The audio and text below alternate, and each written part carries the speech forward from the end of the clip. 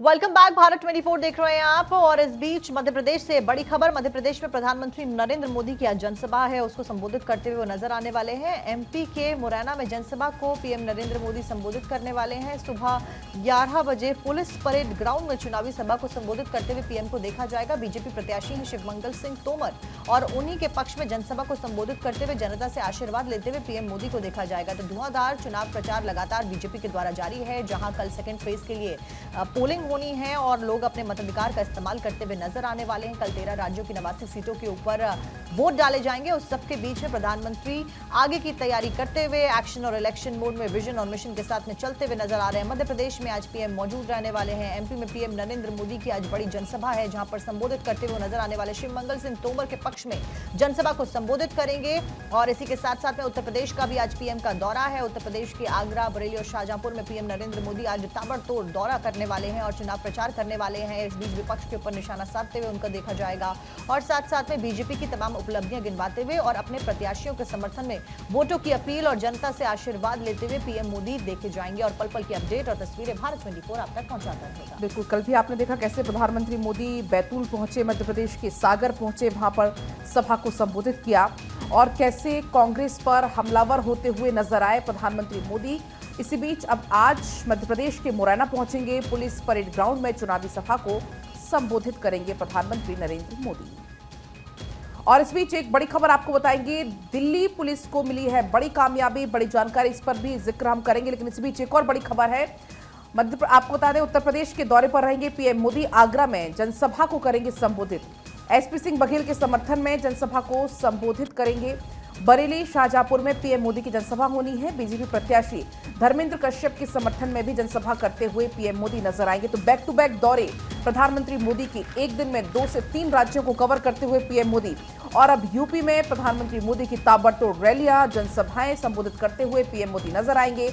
बरेली और शाहजहांपुर में पीएम मोदी जनसभा करेंगे। आगरा में भी जनसभा को संबोधित करने का आज कार्यक्रम है। तो ताबड़तोड़ रैलियों का आज दिन रहने वाला है प्रधानमंत्री नरेंद्र मोदी का। बरेली भी पहुंचेंगे, शाहजहांपुर भी पहुंचेंगे, जहां पर जनसभा को संबोधित करते हुए रंजना नजर आएंगे प्रधानमंत्री मोदी। बिल्कुल, तो देखिए उत्तर प्रदेश में पीएम नरेंद्र मोदी आज ताबड़तोड़ रैली करेंगे। आगरा में जनसभा को संबोधित करेंगे पीएम। और इससे पहले भी देखिए कई जगहों पर जनसभा प्रधानमंत्री नरेंद्र मोदी उत्तर प्रदेश में कर चुके हैं। आज की अगर बात करें तो बरेली, शाहजहांपुर में जनसभा को संबोधित करेंगे। बढ़ते खबरों में आगे और अगली बड़ी खबर अमेठी से आपको बताते चले। देखिए राहुल के घर का रेनोवेशन और अमेठी से चुनाव लड़ सकते हैं राहुल, सूत्रों के हवाले से यह खबर है। कांग्रेस कार्यकर्ताओं में खुशी की लहर है और घर के रेनोवेशन से उम्मीदवारी की भी चर्चा तेज हो गई। अखबारों में भी इसका जिक्र है। देखिए कांग्रेस प्रमुख राहुल गांधी की पूर्व कांग्रेस प्रमुख राहुल गांधी की अमेठी से उम्मीदवारी को लेकर चर्चा के बीच गौरीगंज स्थित उनके आवास की सफाई और रेनोवेशन का एक वीडियो वायरल हुआ है।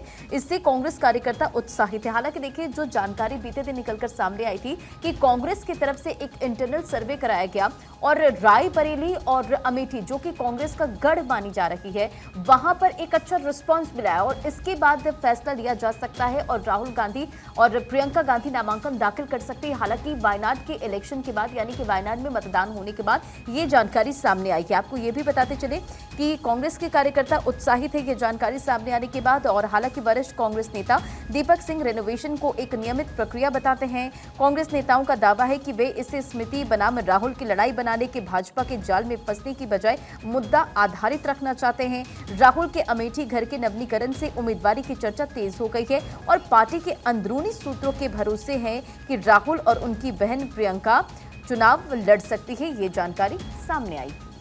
बात रायबरेली की। रायबरेली में हो सकता है भाई बहन का मुकाबला। आपको जानकारी के लिए बता दें कि रायबरेली से चुनाव लड़ सकती हैं प्रियंका।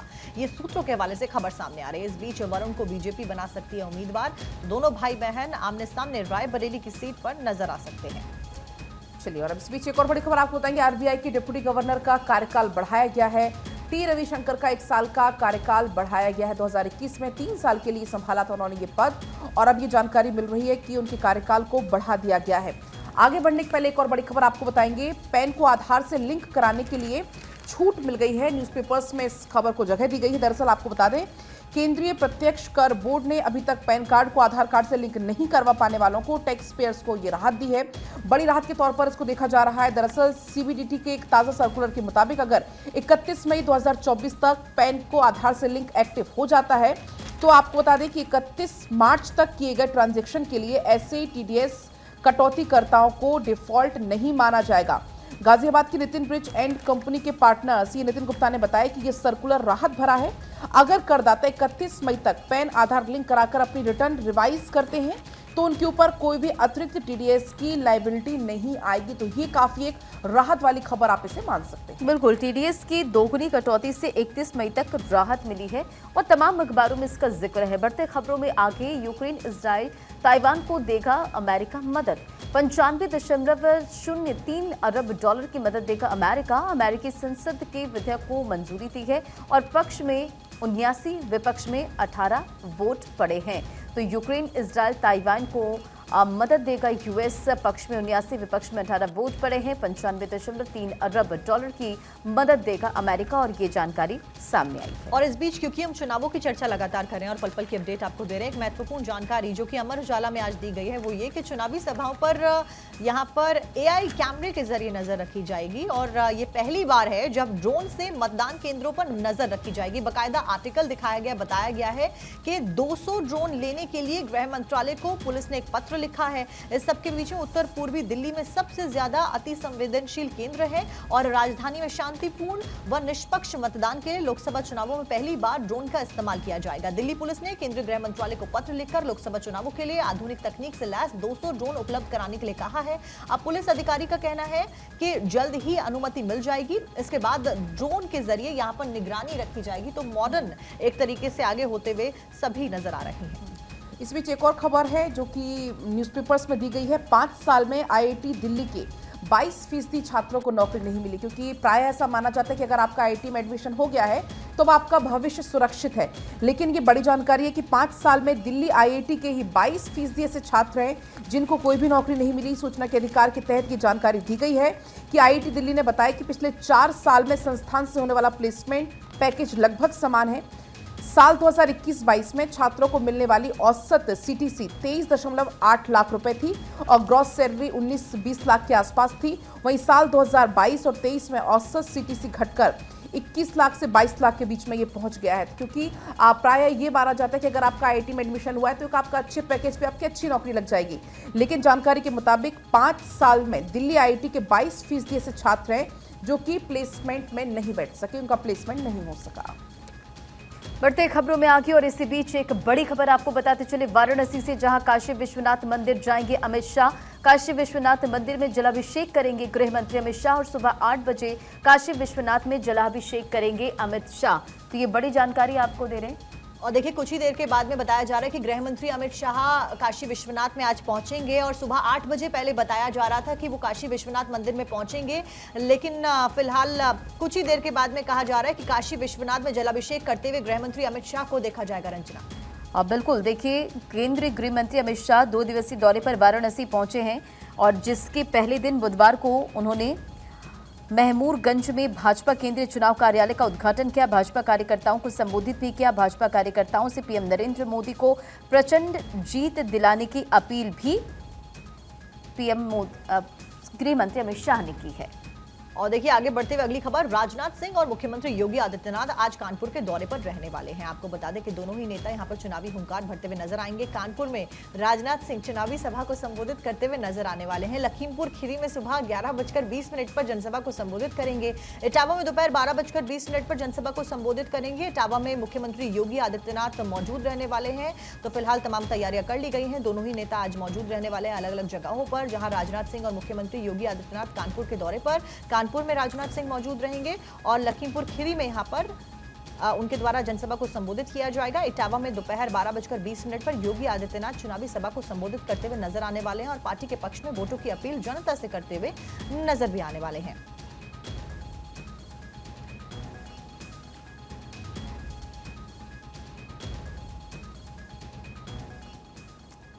और वही देखिए, अखबारों का जिक्र अगर हम यहाँ पर करें तो एक और बड़ी जानकारी इसमें है, आईआईटी दिल्ली से जुड़ी हुई क्या अपनी चमक खो रही है, क्योंकि जिसका जिक्र अभी हम कर रहे थे। पिछले 5 साल में 22% छात्रों को नौकरी नहीं मिली है। प्लेसमेंट के दौरान मिलने वाली एवरेज और मीडियम सैलरी भी जिसमें गिरावट दर्ज हुई है। और अगर आंकड़ों का हम जिक्र यहाँ पर करना चाहें तो आंकड़ों का अगर हम यहाँ बात करें तो पिछले 5 साल से जो आंकड़े वो लगातार गिर रहे हैं। साल 2021-22 का जिक्र अगर हम करें तो छात्रों को मिलने वाली औसत सीटीसी 23 से 24 लाख के बीच में थी, जो कि घटकर 2022-23 में औसत सीटीसी घटकर 22-21.9 लाख के बीच में, और जो ग्रॉस सैलरी है वो 18 लाख के आसपास रह गई है। और पलक, इसी बुलेटिन के माध्यम से हमने दर्शकों को बताया भी था कि किस तरीके से आईटी सेक्टर फिलहाल लॉस में काफी ज्यादा चल रहा है। बिल्कुल, बढ़ते खबरों में आगे उत्तर प्रदेश से अगली बड़ी खबर। कन्नौज से एसपी अध्यक्ष अखिलेश यादव चुनाव लड़ेंगे, ये बड़ी जानकारी आपको दे रहे। आज दोपहर 12 बजे नामांकन करेंगे अखिलेश यादव। अखिलेश के साथ तेजप्रताप यादव भी मौजूद रहेंगे। तो देखिए, लगातार ये अटकलें थी, लेकिन अब इस पर विराम लगा। कल बीते दिन ये बड़ी जानकारी सामने आई थी कि कन्नौज से चुनावी मैदान में उतरेंगे अखिलेश यादव और आज 12 बजे नामांकन दाखिल करेंगे। तो समाजवादी पार्टी के मुखिया अखिलेश यादव कन्नौज से लोकसभा चुनाव लड़ेंगे। अखिलेश यादव गुरुवार को यानी कि आज नामांकन 12 बजे दाखिल करेंगे और अखिलेश चौथी बार कन्नौज से चुनाव लड़ेंगे। 2000, 2004 और 2009 में कन्नौज से लोकसभा सदस्य रहे अखिलेश यादव और बाद में साल 2012 में मुख्यमंत्री बनने पर उन्होंने कन्नौज सीट से इस्तीफा दे दिया था। उनकी पत्नी डिंपल यादव 2012 के उपचुनाव में कन्नौज से निर्विरोध चुनी गई थी और ये पहली मर्तबा था जब कोई महिला सांसद निर्विरोध चुनी गई थी। अखिलेश यादव ने इससे पहले सोमवार को अपने भतीजे तेजप्रताप यादव को कन्नौज से टिकट दिया था।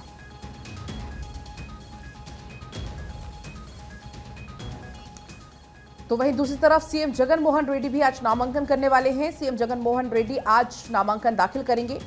आपको बता दें, पुलिवेंदुला विधानसभा क्षेत्र से उनका नामांकन दाखिल होना है। तो आज का दिन जब वो नामांकन दाखिल करेंगे, बड़ी जानकारी आपको बता रहे हैं आंध्र प्रदेश के सीएम जगन मोहन रेड्डी, जो कि आज नामांकन के लिए पहुंचेंगे और उनके साथ उनके जो समर्थक है वो यहां पर मौजूद रहने वाले हैं। आंध्र प्रदेश के सीएम जगन मोहन रेड्डी आज नामांकन दाखिल करेंगे। पुलिवेंदुला विधानसभा सीट से आज वो नामांकन करेंगे और ऐसे में तमाम समर्थक हैं वो उनके साथ मौजूद हैं। और देखिए, मुख्यमंत्री वाईएस जगन मोहन रेड्डी गुरुवार को सुबह 11:25 का समय दे रखा है, जब वाईएसआर जिले के पुलिवेंदुला विधानसभा क्षेत्र से चुनाव लड़ने के लिए नामांकन पत्र दाखिल करेंगे। वो इस सबके बीच में वो मौजूद रहेंगे और नामांकन उनके द्वारा किया जाएगा।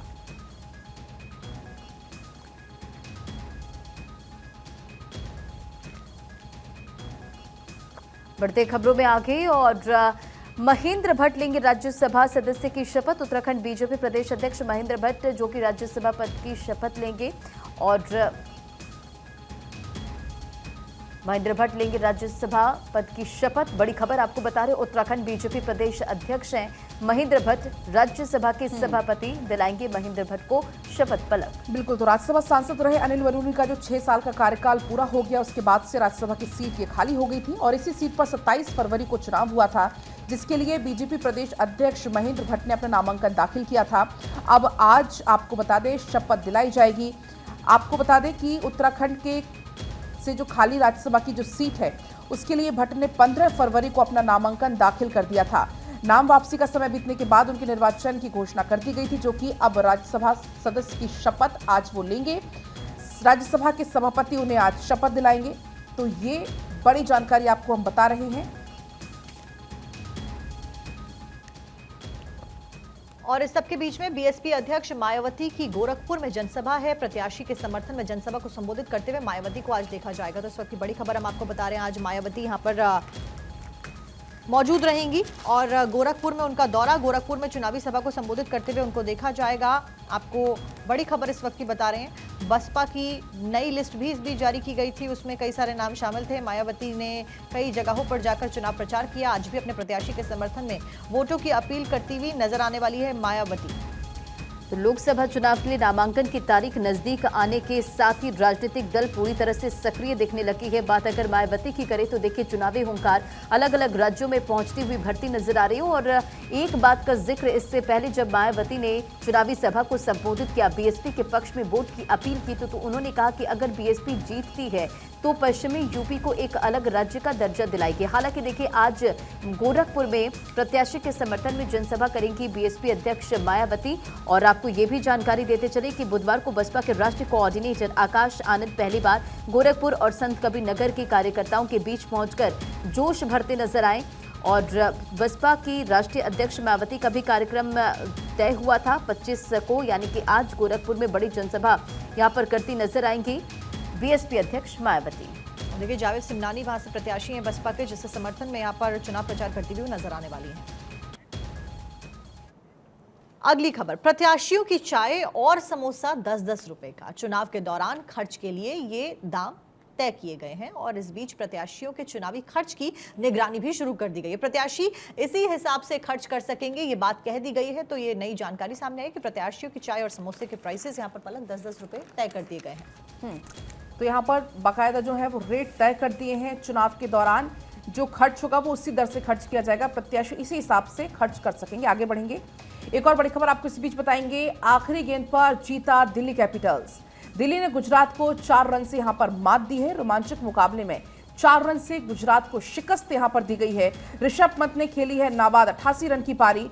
रसिक सलाम ने 3 विकेट यहां पर लिए हैं। तो आखिरी गेंद पर दिल्ली ने जीत दर्ज की है। दिल्ली कैपिटल्स आखिरी गेंद पर जीतता हुआ नजर आया। तो पंत की तूफानी पारी से दिल्ली जीती, इसी हेडलाइंस के साथ आईपीएल की इस खबर को अखबारों में जगह दी गई है। दिल्ली ने सत्र का अपना सबसे बड़ा स्कोर बना गुजरात को 4 रन से हराया है।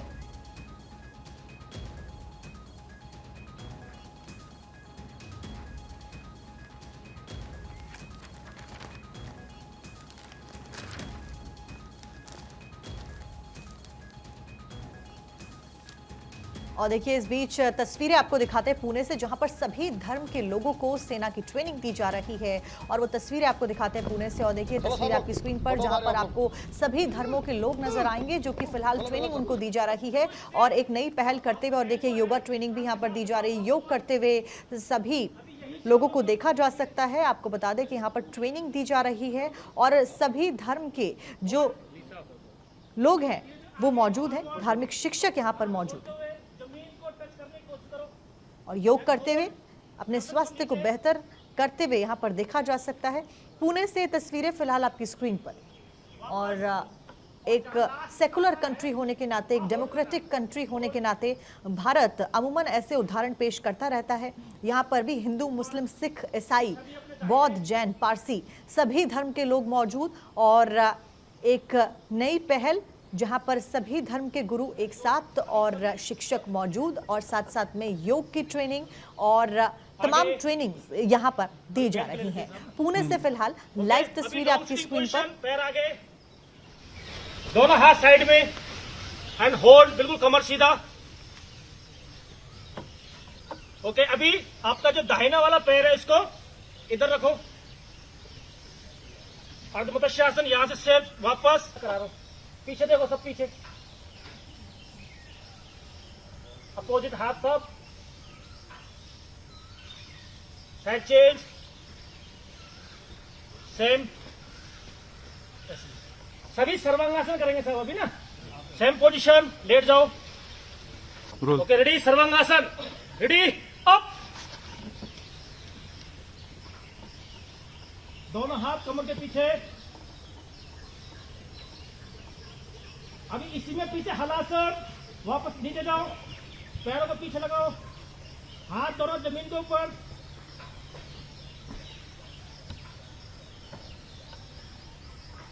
जागें, आप अपने विचारों के प्रति जागें, आप अपने इमोशंस के प्रति जागें। ये सेल्फ अवेयरनेस जो है, ये आत्म जागरूकता जो है, यही मेडिटेशन है। आपके मस्तिष्क में जो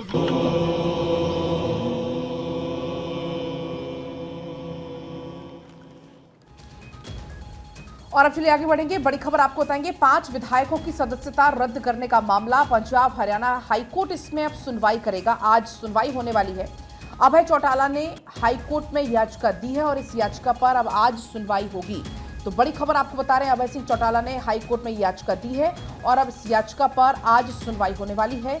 5 विधायकों की सदस्यता रद्द करने से जुड़ा हुआ दरअसल ये पूरा मामला है और जिसमें पंजाब हरियाणा हाईकोर्ट आज सुनवाई करेगा। बड़ी खबर आपको बता रहे हैं, अभय सिंह चौटाला ने हाईकोर्ट में याचिका दी है जिस पर आज सुनवाई होगी और इस सुनवाई पर अब नजर टिकी हुई है क्योंकि 5 विधायकों की सदस्यता रद्द करने का ये पूरा मामला, जिसमें अब आज फैसला आने की संभावना है। अभय सिंह चौटाला ने हाई कोर्ट में याचिका दी। इस याचिका पर अब आज सुनवाई होगी। तो ये बड़ी जानकारी है। पंजाब हरियाणा हाई कोर्ट इस पूरे मामले में अब आज सुनवाई करने वाला है। अभय सिंह चौटाला ने हाई कोर्ट में याचिका दी है। और देखिए इस बीच अगली खबर दिल्ली से। दिल्ली जल बोर्ड से जुड़े मनी लॉन्ड्रिंग के पूरे मामले में दायर चार्जशीट पर सुनवाई आज होने वाली है। आरोपी देवेंद्र मित्तल की जमानत पर सुनवाई आज होने वाली है। राउज एवेन्यू कोर्ट मामले के ऊपर सुनवाई करेगा। नजरें लगातार हमारी बनी हुई हैं। आपको बता दें कि पूरा मामला जो है वो जल बोर्ड से जुड़ा है और जल बोर्ड से जुड़ा मनी लॉन्ड्रिंग का ये पूरा मामला, जिसमें आज सुनवाई होगी। क्या कुछ सुनवाई में होता है ये देखना महत्वपूर्ण।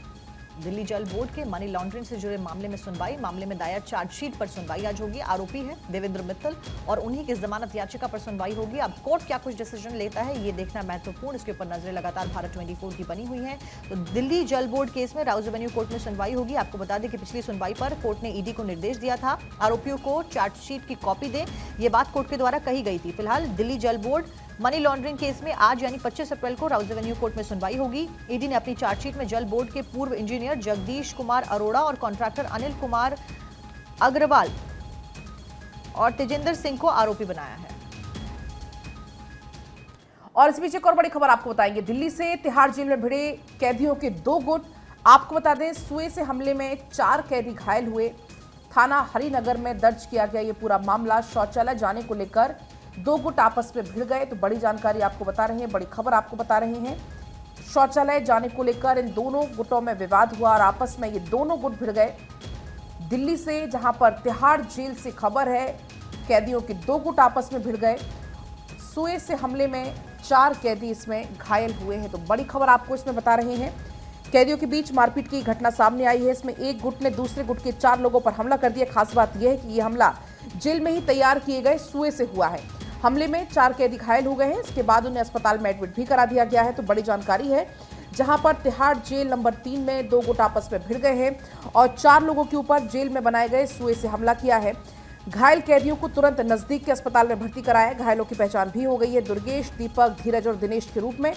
पुलिस ने चारों कैदियों के बयान को दर्ज कर लिया है। फिलहाल पुलिस इस पूरे मामले में जांच कर रही है, छानबीन कर रही है। किसी बात पर दोनों के बीच में झगड़ा हुआ, बहसबाजी हुई, लेकिन सुबह के समय शिकायत नहीं की गई और इसी बीच दोनों गुटों के बीच हमले की जानकारी है। साथ इसी बीच हमारे संवाददाता सुरेश जुड़ गए। सुरेश, क्या कुछ और अपडेट इस पूरे मामले को लेकर, क्या कुछ जानकारी? देखिए, तिहाड़ जेल के अंदर जो सुएबाजी हुई अपने आप में फिर ये एक बहुत बड़ी चूक है सुरक्षा के अंदर। इससे पहले दिल्ली ताजपुरे की जो हत्या हुई थी उसके बाद ये फिर सुएबाजी हुई है और ये कहीं ना कहीं सुएबाजी जो कैदियों के आपसी जो बीच में जो हुई है, ये आपसी वर्चस्व को लेकर है और ये आपसी वर्चस्व को लेकर हमेशा कभी ना कभी कैदियों के बीच में इस तरह की घटनाएं होती रहती है। हालांकि जेल प्रशासन का कहना है कि इस बार वो बहुत सख्त है। इस पूरे मामले के अंदर मुकदमा दर्ज किया गया हरिनगर थाने में, वो आगे कार्रवाई कर रहे हैं और अभी फिलहाल इन 4 लोगों को जो से जख्मी किया गया वो अभी फिलहाल अस्पताल में भर्ती है। लेकिन इस पर सख्त से सख्त कार्रवाई की जाएगी जिन कैदियों ने ये सुएबाजी को अंजाम दिया है। जी ठीक है सुरेश, जानकारी आपने दी। और फिलहाल तिहाड़ जेल से एक ऐसा मामला सामने आया है। शौचालय जाने को लेकर 2 गुट आपस में भिड़ते हुए नजर आए हैं। फिलहाल ये बड़ी खबर के तौर पर आपको बता रहे हैं, हमारे संवाददाता भी आपको जानकारी देते। पुलिस फिलहाल छानबीन में जुट गई है। तमाम सीसीटीवी फुटेजेस को खंगाला जा रहा है, जिसके आधार पर आगे की जांच पड़ताल को बढ़ाया जाएगा। 2 गुटों के भिड़ने की खबर तिहाड़ जेल से।